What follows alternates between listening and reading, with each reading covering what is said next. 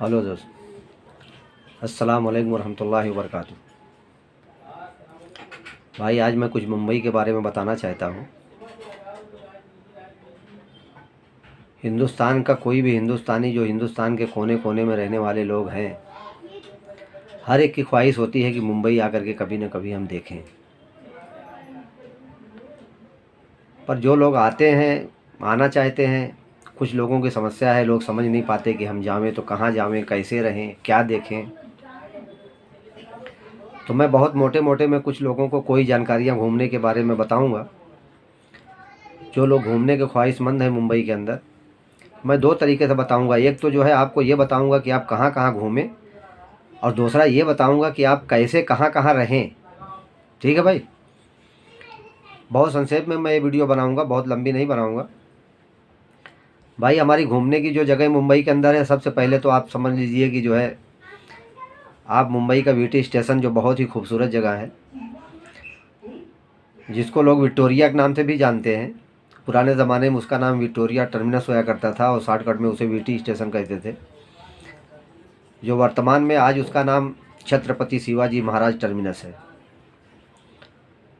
तो बड़ी ही खूबसूरत, बड़ी दिलकश जगह है। आप वहाँ जाएंगे देखने के लिए, और वहाँ से मुंबई के मुख्तलिफ़ जगहों पर जो है वहाँ से आप लोकल ट्रेन का सफ़र कर सकते हैं, और जो बहुत ही सस्ता है। हाँ, भीड़ भाड़ होती है, पर बहुत ही सस्ते में आप ट्रैवल्स कर सकते हैं। और घूमने की दूसरी जगह भाई जो है आपका जुहू चौपाटी जिसे कहते हैं, समुंदर के किनारे बड़ा ही दिलकश नज़ारा होता है। वहाँ भी आप घूमने के लिए जा सकते हैं। उसके बाजू में बालकेश्वर है, वहाँ जाएं आप। रानी बाग है, जो बहुत ही पुराना चिड़ियाघर है। हालांकि अब तो इतना ज़्यादा उसमें चिड़िया नहीं है, लेकिन बड़ी दिलकश जगह है। आप जाएंगे तो सुकून मिलेगा। घास, बड़े बड़े पेड़, बड़ा खूबसूरत जगह दिखती है। गेट ऑफ इंडिया है, नेशनल पार्क है। तो ये सब जगह पे आप जा सकते हैं घूमने के लिए। और ये जो जगह मैंने आपको बताया है, फ्री ऑफ कॉस्ट है। यहाँ आपका कोई टिकट नहीं है, कोई खर्च नहीं है। रानी बाग में है थोड़ा टिकट, बाकी और सब जगह बहुत मुख्तसर टिकट है, 40-50 रुपया है। और दूसरी जो जगह है सब फ्री। हाजी अली दरगाह, जो मुसलमान अकीदा रखते हैं दरगाहों के ऊपर, उनके लिए हाजी अली दरगाह बड़ी मशहूर दरगाह मुंबई की है। हिंदू मुसलमान सभी लोग जाते हैं और सभी लोग उसको मानते हैं। बड़ी ऐतिहासिक जगह है, वहाँ भी आप जा सकते हैं। समुद्र के बीच में बसा हुआ है, आजू बाजू में समुद्र, बहुत ही दिलकश नज़ारा वहाँ रहता है रात के वक्त में लोग देखते हैं। तो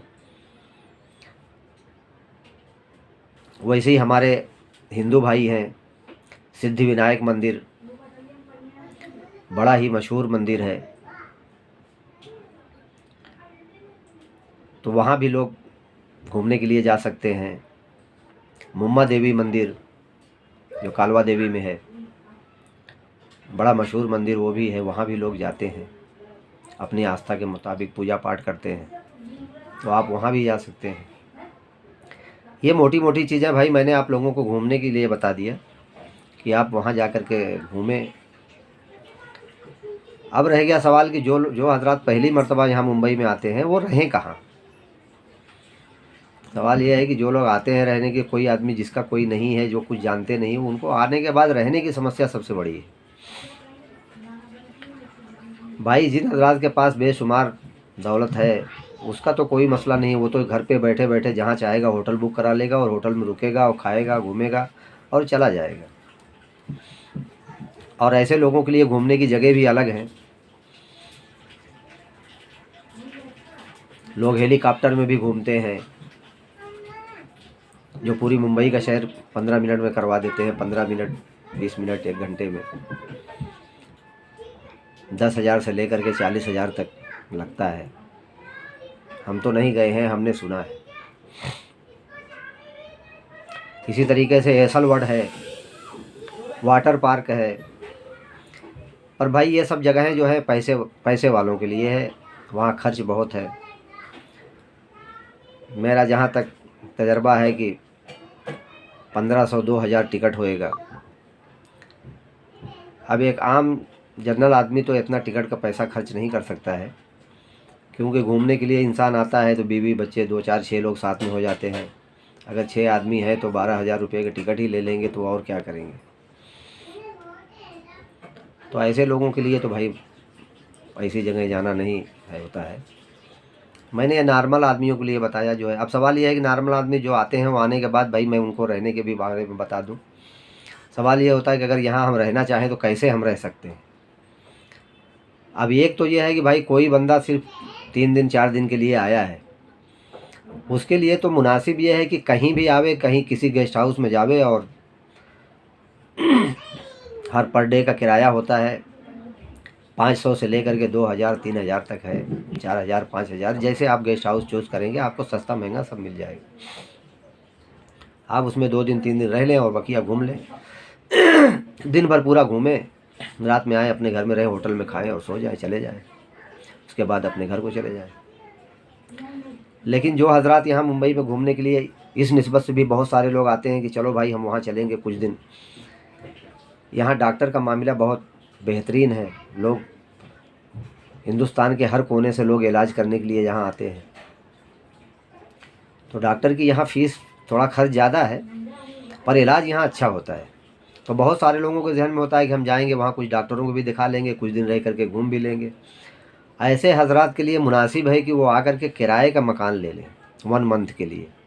हालांकि 1 मंथ किराया भी जल्दी मिलता नहीं है, लेकिन उसके लिए आपको ज़रूरी है कि कोई आपका जानने वाला मुंबई में हो। आप उसको पहले 1 महीना पहले 15 दिन पहले आप इतला दे दें कि भाई हम यहाँ आने वाले हैं, कोई रूम का हमारे लिए बंदोबस्त कर दे। तो अगर कोई आपका जानने वाला है और आपको कोई रूम का बंदोबस्त हो चाहेगा तो इंशाल्लाह कोशिश करेगा तो कहीं ना कहीं मिल जाएगा। और यहाँ अगर डायरेक्ट नहीं मिला और किसी दलाल के थ्रू लिया, तो दलाल का यहाँ सिस्टम ऐसा है कि भाई उनको मिसाल पकड़ लीजिए 10,000 रुपया किराया है तो 10,000 रुपया दलाली देना पड़ता है। जितना किराया होगा उतनी दलाली जाएगी। तो ऐसे लोगों अपने कोई जानने वाला हो उसको बोल दें। और अगर कोई जानने वाला नहीं है, अगर कोई जानने वाला डायरेक्ट मिल गया तो आपकी वो दलाली बच जाएगी, सिर्फ आपके किराए में काम हो जाएगा। और कोई जानने वाला है तो बेहतर है कि आप पहले अगर खोजेगा तो बेहतर हो जाएगा, आपके लिए फ़ायदा हो जाएगा। अब किस इलाके में कैसे क्या खर्चे है रहने का, तो भाई रहने के यहाँ सस्ते और महंगे दोनों इलाके हैं। एक तो ये है भाई कि जैसे आप जाएंगे,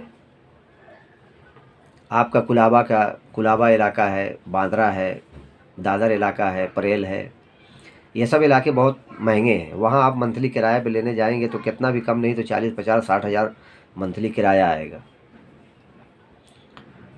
और समस्या तो वहाँ भी वही है कि आप डायरेक्ट नहीं ले पाएंगे, आपको कोई ना कोई दलाल पकड़ना पड़ेगा। मसलन आपने 50,000 रुपया किराए पे लिया तो 50,000 आपका जो है किराया चला, दलाली चली जाएगी। और सस्ता इलाका यहाँ झोपड़पट्टे इलाके बहुत सारे हैं।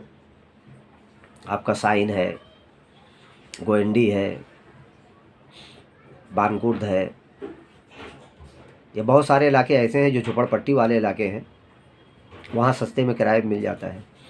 लेकिन मेरे हिसाब से मैं आप लोगों को एक इलाका और बताऊंगा जो इसी मुंबई में, मुंबई वीटी स्टेशन से 40 किलोमीटर दूर पे एक शहर है मुमरा शहर, जो बिल्कुल पहाड़ियों से घिरा हुआ और बड़ा ही दिलकश नज़ारा होता है। एक तरफ समुद्र का पानी बहता है, दूसरी तरफ पहाड़ी है, और बहुत दिलकश नज़ारा है। और यहाँ झोपड़े का रवाज बहुत कम है, कुछ झोपड़े आपको मुख्तलिफ मिलेंगे। यहाँ ज़्यादातर लोग जो है बिल्डिंगें बनाते हैं, और यहाँ गरीबों अमीरों सबके लिए बिल्डिंगें हैं, दस्तयाब हैं। सस्ते में यहाँ किराया आपको मंथली 8 से 10,000 रुपया मंथली आपको जो है घर मिल जाएगा। अगर किसी दलाल के थ्रू जाएंगे तो 10,000 किराया है, 10,000 दलाल देना पड़ेगा। और अगर कोई आपका जानने वाला है तो वो आपका 10,000 बच जाएगा, सिर्फ 10,000 मंथली में। अब आपको अपना घर ले लेने में फ़ायदा ये है कि आप रहेंगे उसमें, पकाएंगे खाएंगे रहेंगे और चले जाएंगे। और अगर किसी गेस्ट हाउस में जाते हैं, यहाँ मुमरा के इलाके में भी गेस्ट हाउस हैं जो 500 600 700 किराए पे हर पर डे को मिलते हैं। पर सवाल ये है कि जो है वैसी जगहों पे आप अगर रहेंगे तो जो है आप पका खा नहीं सकते हैं, आपको होटल में खाना पड़ेगा। और रूम ले लेने पे आपको आसानी ये होती है कि आप खा पी लेते हैं, पका खा लेते हैं। तो ऐसी कुछ चीज़ें भाई मैंने आप लोगों को बता दिया, बड़ी मोटी मोटी चीज़ें। मैं कोई यहाँ पर ख़ास चीज़ आप लोगों के लिए यहाँ हर जगह का फ़ोटो और बहुत दिलकश नज़ारा दिखा करके मैंने नहीं दिखाया है। मैंने मुख्तसर मुझे दिखाना था, बताना था आप लोगों के बारे में। बहुत सारे हजरात ऐसे हैं जो हमारे जानने वाले भी हैं, फ़ोन करते हैं, कभी पूछते हैं भाई हम यहाँ मुंबई आए कैसे रहें, क्या करें। तो मेरे जहन में ये बात आई कि लोगों को मुख्तसर में बता दिया जाए जो हर आदमी बड़े आसानी से समझ जाए। अगर कमेंट में लोगों ने ख्वाहिश ज़ाहिर किया कि भाई हमें कुछ घूमने की जगह बताएं जिसके फ़ोटो भी दिखाएं जो हमारे समझ में पड़े, तो हम वो भी इंशाल्लाह आप लोगों के लिए कर देंगे। बर वक्त हमें दीजिए इजाज़त। अल्लाह हाफिज़।